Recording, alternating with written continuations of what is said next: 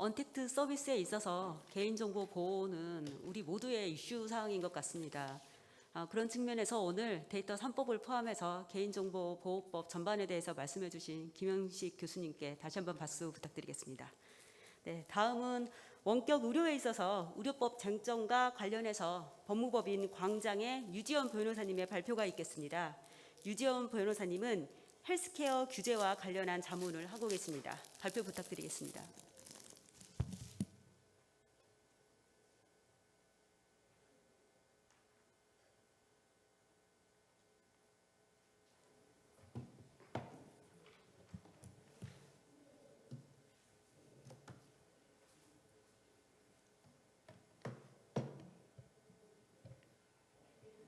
안녕하세요. 방금 소개받은 법무법인 광장의 유지연 변호사입니다. 오늘 제가 설명드릴 주제는 원격 의료의 법적 쟁점에 관한 내용인데요. 이야기 순서는 먼저 의료법상 가능한 의료 행위에 대해서 먼저 설명을 드리고 그 다음에 현행법상 가능한 원격 의료의 허용 범위 그리고 현재 시행되고 있는 원격 의료가 무엇인지와 원격 의료를 허용 범위를 넓히기 위해서 이제 해결해야 할 법적 쟁점이 무엇인지에 대해서 설명을 드리도록 하겠습니다. 먼저 이제 의료법상 가능한 의료 행위에 대해서 설명을 드리는 이유는 이 원격 의료라고 하면은 그 IT 서비스나 ICT 기술이 이용되기 때문에 여러 이제 기존의 의료기관이 아니거나 헬스케어 관련된 기관이 아닌 그 서비스 업체에서들도 관심을 많이 가지시는데요. 그 의료법의 특수성상 이 의료법상의 규제에서 허용되는 의료 행위가 있기 때문에 할 수 있는 범위가 굉장히 제한적입니다. 그런 의미에서 사전적으로 이렇게 조금 정리를 해 드리려고 하고 있고요. 제가 이 발표 자료에는 좀 자세히 설명을 드렸는데 간략하게 설명을 드리면 의료행위는 당연히 주체는 그 의료행위를 하는 주체는 의료인이 되어야 하고 그리고 적법하게 의료법상 개설된 의료기관 내에서 직접 진찰의 방식으로 이루어져야 한다는 게 그 현행 의료법상의 의료행위, 적법한 의료행위입니다. 그렇다면 일반 회사가 할 수 있는 영역은 무엇일까 생각해 보면 의료기관 내에서 이루어지는 의료법상 가능한 의료행위를 도와주는 서비스를 하거나 여기에는 제가 이제 발표 자료에는 기재가 되어 있지 않은데 뒤에서 설명드릴 비의료적인 건강관리 서비스를 제공한다거나 아니면 원격 모니터링과 관련된 서비스를 제공하는 것이 가능할 것으로 보입니다.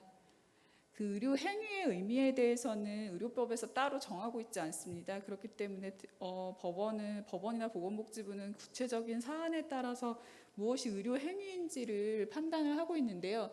간략하게 보시면은 이 의료 행위는 약간 엄격하게 보수적으로 넓게 해석한다고 보시면 됩니다. 그래서 그 의학적 전문 지식을 필요로 하거나 또는 의료인이 행하지 않으면 보건위생상 위해가 생길 우려가 있는 행위다 하면 의료행위라고 보고 있는데요. 그렇기 때문에 그 비의료기관들은 이런 의료행위를 할 수가 없는데 이 방금 제가 드린 설명에 따르더라도 약간 모호한 개념들이 많기 때문에 그리고 구체적으로 이렇게 하나하나 판단을 받기가 어렵기 때문에 작년에 보건복지부에서 나온 가이드라인이 있습니다. 거기에서 보면 비의료기관이 제공 가능한 건강관리 서비스에 대해서 정의를 내리고 있는데요. 그래서 거기 보시면 이제 비의료적인 상담이나 조언 그리고 건강정보의 확인 및 점검 이런 것들은 비의료기관에서도 할 수 있다. 바꿔 말하면은 비의료기관에서 원격으로 서비스를 제공을 하더라도 의료법상 규제는 받지 않는다라고 생각을 하시면 됩니다. 그러면 이제 앞서도 말씀드렸지만 의료행위의 주체는 당연히 의료인이 되어야 되고 의료인 중에서도 이제 각 그 의료인이 받은 면허 범위라는 게 정해져 있습니다. 그렇기 때문에 그 자신이 면허를 받은 범위 내에서 의료행위를 해야지 그렇지 않으면은 의료법상 무면허 의료행위로 처벌을 받게 되고요. 그리고 간혹 나는 이거는 영리 목적으로 하는 게 아니고 돈을 받는 게 아니고 그냥 서비스 목적으로 하는 것이다. 라고 이제 주장하시는 분들도 있는데 이것은 돈을 받는지 안 받는지와 상관이 없고요. 영리 목적으로 시행하면 보건범죄단속 특별법에 따라서 가중처벌이 됩니다. 이제 궁금하신 게 의료행위의 방법과 이제 장소에 대한 개념이 원격 의료와 관련돼서 중요할 수가 있는데요. 최근에 또 2020년 5월에 의료법 17조 관련해서 대법원 판결이 있었습니다. 그래서 그 판결에 관한 기사를 보신 분들은 이거 이미 전화진찰이나 원격의료는 가능한 것이었네라고 약간 의아해하시는 분들도 있을 텐데요. 의료법 17조는 간략하게 말씀드리면 처방전 발급의 주체에 대한 규정이기 때문에 이 17조와 관련해서는 직접 진찰이 반드시 필요하지 않다라고 대법원이 2번이나 봤고요. 다만 이제 최근의 판결에서는 초진 진찰의 경우에는 전화 진찰만으로는 부족하다라는 판시를 한 바가 있습니다. 그리고 이 의료법 17조와 관련해서는 이 정도로 설명을 드릴 거고요. 그러면 17조 의료법 17조 관련해서 문제가 없기 때문에 그러면 원격 의료는 괜찮은 것이냐? 사실은 원격 의료랑 좀 더 관련이 있는 조항은 의료법 33조 1항입니다. 그 의료법 33조 1항은 근데 약간 이제 규정상 조금 제가 생각하기에는 규정이 불분명하고 좀 명확하지 않은 부분이 있습니다. 그래서 의료법 33조 1항은 뭐라고 되어 있냐면 의료인은 이 법에 따른 의료기관을 개설하지 아니하고는 의료업을 할 수 없으며 의료기관 내에서 의료업을 해야 한다라고 규정되어 있습니다. 이거는 사실 이 규정이 만들어질 때는 원격 의료라든가 비대면 의료에 대해서 전혀 이제 입법자가 생각하지 못했던 시대에 만들어진 규정이고요. 그렇기 때문에 예외 조항에 그 관한 내용들도 다 왕징과 관련된 내용이 있습니다. 그래서 의료기관 내에서 이루어지지 않는 것, 그 의료인이 그 현장에 찾아가는 것과 관련된 내용들이 주로 있고요. 그러면은 사실은 원격 의료를 서비스를 하고 싶은 병원이나 회사들은 그렇다면은 의료인이 의료기관 내에서 하면은 원격 의료라고 하더라도 의료법상 문제가 되는 건 아니지 않나라는 의문이 들 수가 있는데요.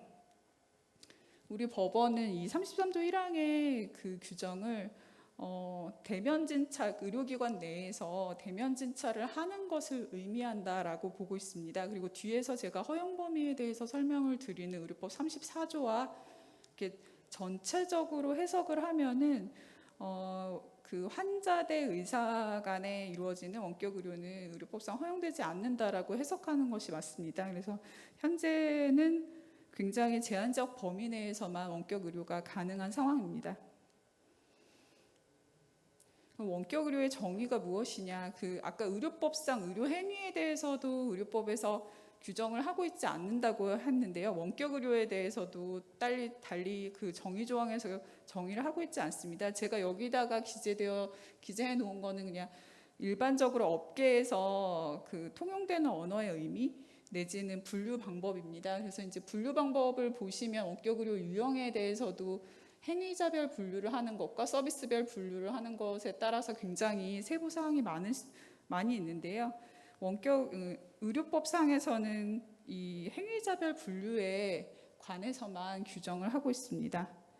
아까 제가 의료법 33조 1항에서 금지되고 있다라고 설명을 드렸는데요. 이걸 다시 한번 설명을 드리면 의료법 33조 1항에서 의료인이 의료기관 내에서 의료업을 하여야 한다라고 규정이 되어 있는데 34조 규정에서 의료인은 33조 1항에도 불구하고 원격지에 있는 의료인과를 지원하는 원격 의료는 할 수 있다라고 해서 예외적으로 의료인 대 의료인 사이의 원격 의료만 허용을 하고 있고 그 반대 해석하면 그 이외에 의료인 대 환자 간의 원격 의료는 금지되고 있다고 보는 것이 맞습니다. 그렇다면은 이 원격 의료 시 제재가 무엇인지를 보면은요. 최근에 나온 그 의료법 17조 관련 대법원 판결을 보면은 초진 자체를 전화 진찰로만 하면은 의료법 17조 위반으로 처벌이 될 수가 있고요. 그리고 방금 설명드린 의료법 33조 1항 위반으로도 처벌이 될 수가 있고 또 한 가지는 제가 아까 자세히 설명을 드리진 않았는데 간혹 이런 사례가 있는데요. 환자가 내원하지 않았음에도 불구하고 전화 진찰만으로 진료를 보고 이것을 외래 진찰 코드를 이용해서 진료비를 청구를 하면 형법상 사기죄를 적용해서 이게 요양급여 비용 편취라고 보고 있습니다. 그래서 사기죄가 적용될 수가 있고요. 그리고 관련 의료인은 의료관계 행정처분에 관한 규칙에 따라서 자격정지도 될 수 있습니다. 그래서 사실 어떻게 보면 이게 진료 행위의 결과에 있어서 뭔가 문제가 있지 않다고 하더라도 이 행위 자체만으로 형사처벌 내지는 행정처분이 내려질 수 있는 상황입니다. 그렇다면 지금 내가 알고 있기로는 원격 의료가 행해지고 있는데 지금 하고 있는 거는 어떻게 할 수 있는 것인가를 살펴보면요. 코비드19로 인한 한시적 전화 상담 처방 허용이라고 해서 2020년 2월 23일경에 그 보건복지부 장관이 공고를 하였습니다. 그래서 이 코비드19 상황에서 한시적으로 그 국민이 의료기관을 이용하면서 감염이 되는 것을 방지하고 또 의료인도 감염이 돼서 의료 행위를 할 수 없는 것을 방지하기 위해서 이제 한시적 특례로 전화 상담 처방을 허용을 했는데요. 이 공고 내용을 살펴보시면 아시겠지만 그 방법이라던가 어떻게 해야 되는지에 대해서는 구체적으로 정하고 있지 않습니다. 그래서 개별 의료기관별로 알아서 잘 전화 상담과 처방을 하고 처방전을 주는 방법 그리고 약을 배송하는 방법에 대해서도 별도의 규제는 없습니다. 다만 그 수가에 관해서는 외래진찰과 마찬가지로 인정해주겠다라고 했고요. 시행 시기는 2020년 2월 24일부터 시행했는데 이거에 종기는 없습니다. 그래서 이게 이제 사실은 이게 처음 있는 상황이어서 저도 개인적으로 언제 이거를 종료를 시킬 건지 어떤 방식으로 어떻게 종료를 시킬 건지에 대해서도 좀 궁금한 상황입니다.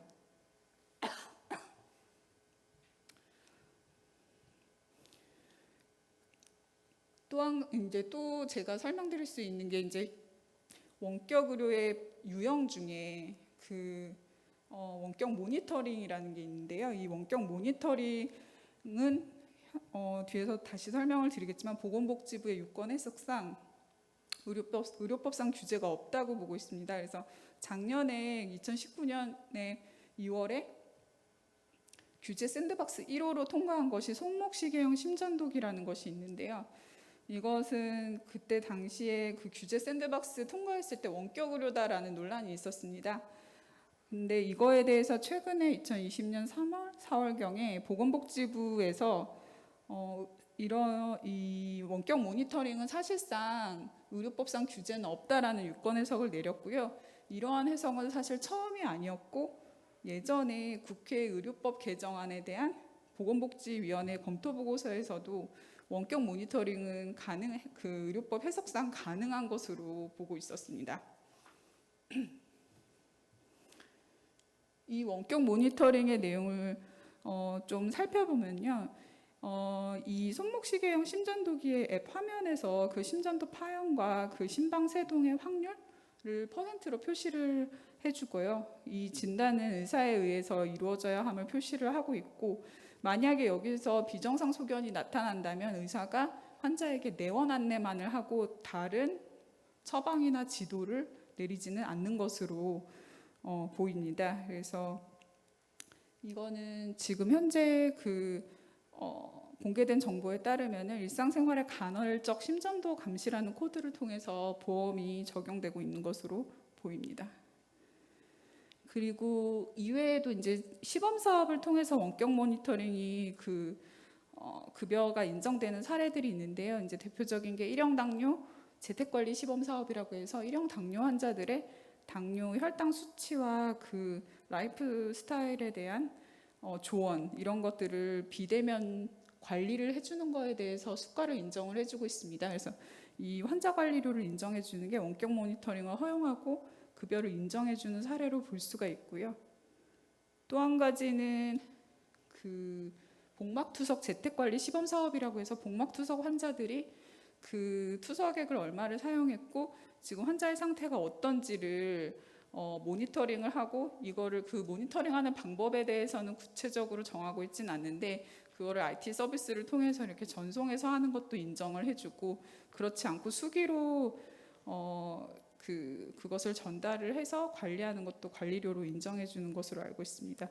그래서 여기까지가 제가 설명드리는 현재 시행되고 있는 원격 의료와 원격 모니터링입니다. 그래서 사실 이제 이 코비드19 사태 때문에 제가 이제 이런 IT 서비스 학회에 초대를 받아서 원격 의료 그리고 좀 생소하실 수 있는 의료법에 대해서 설명을 드리고 있는데요.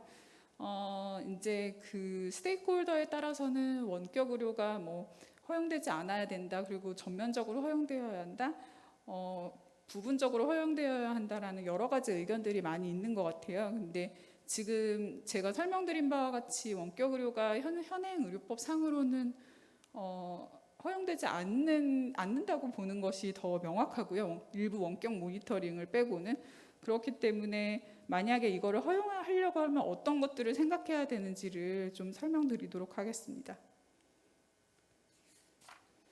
일단 이제 의료법에서 원격 의료의 개념에 대해서 정의를 하고 있지 않기 때문에 그거에 대한 정의가 필요한데요. 근데 이제 이 정의의 그 장단점은 정의를 내리면은 약간 명확해지는 측면은 있는데, 이게 기술이 발달을 함으로써 미처 들어가지 못한 그 서비스 유형에 대해서는 어떻게 규율할 것인지에 대해서 문제가 계속 남습니다. 그리고 이제 허용 범위에 대해서 가장 논란이 많을 걸로 보이고요. 만약에 개정을 한다면 아까 말씀드린 의료법 33조 또는 34조의 내용을 추가해서 개정이 이루어져야 할 것 같은데, 허용 범위 측면에서도 주체나 그리고 대상, 그리고 장소, 시간, 그리고 방법, 이런 것들에 대해서도 굉장히 많은 논의가 필요할 거라고 보입니다. 그리고 제일 중요한 거는 급여 관련된 쟁점인데요. 우리나라는 지금 이거를 돈을 줄 것인가 말 것인가의 문제가 아니라 허용을 할 것인가 말 것인가의 문제에서 이렇게 멈춰 있는데요. 이게 만약에 허용을 해준다면 돈을 얼마 줄 것인가의 문제는 굉장히 많은 논란을 가져올 것 같은데, 이것도 이제 경우에 따라서 생각하시는 분에 따라서는 여러 가지 생각을 하실 수가 있는데, 이게 대면 진찰이 아니고 그렇다 보니까 외래 진찰료보단 낮게 줘야 된다라고 생각하시는 분들도 있고, 또 한편으로는 ICT 서비스를 이용하는 거기 때문에 장비나 관리료가 더 든다, 그렇기 때문에 이거를 수가를 더 높이 줘야 된다라고 주장을 하시는 분도 있습니다. 참고로 여기 이제 제가 써놓은 결정문에 따르면 그 헌법재판소 같은 경우는 이 비대면 진찰회 같은 경우는 대면 진찰에 비해서 그 의료의 질이 떨어진다라는 그 설시를 한 적이 있었거든요. 그렇기 때문에 이런 걸 참고한다면은 약간 외래 진찰료보다 수가가 낮아질 가능성도 있는데, 만약에 정책적으로 이거를 권장한다, 그리고 거기에 수반되는 서비스료를 보전해줘야 된다라는 관점에서는 수가를 더 올려줘야 하는 문제가 있습니다.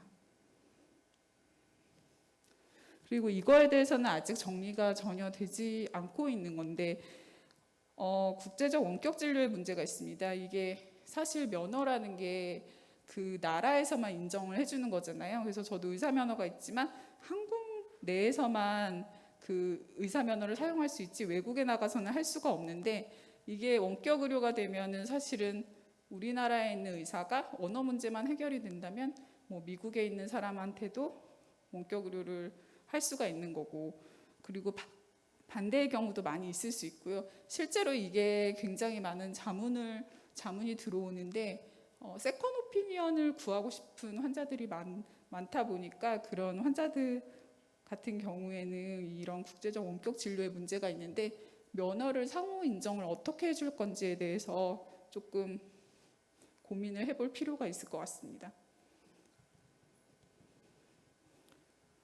그리고 마지막으로 그 의사협회에서도 항상 이게 문제를 삼는 것 중에 하나가 의사 등의 법적 책임에 관한 건데요. 아무래도 이 대면 진찰과 비대면 진찰에서는 이 진찰의 한계가 있기 때문에 왕왕 사고도 일어날 수 있을 거라고 보이는데요. 그때 있어서 의사의 책임은 어떻게 될 건지, 근데 이제 일단 의료 행위를 한 주체라는 측면에서는 의사들의 책임이 인정될 것으로 보이는데, 이거를 어떻게 뭐 보험으로 해결할 것인지 아니면 수가로 해결할 것인지 그거에 대해서도 논의가 필요할 것 같고요. 근데 이제 약간 구분해야 할 거는, 원격 모니터링 같은 경우에는 그 기술 모니터링하는 기계의 오작동이나 이런 문제로 또 사고가 생길 수도 있습니다. 그런 경우에는 이제 의료인이 책임을 진다고 하더라도 그 기기 회사에 대한 구상권 행사 같은 일들이 일어날 수는 있을 것 같습니다. 지금 사실은 원격 의료가 뭐 허용이 되지는 않고 있는 상황이어서 갈 길이 먼데 앞으로 되어야 할 문제들이 더 많고 그렇기 때문에 좀 생각해 보아야 할 문제들에 대해서 조금 제가 설명을 드렸습니다. 마스크를 쓰고 하니까 굉장히 숨이 차네요. 제가 목소리가 조금 매끄럽지 못했는데 양해 부탁드리고요.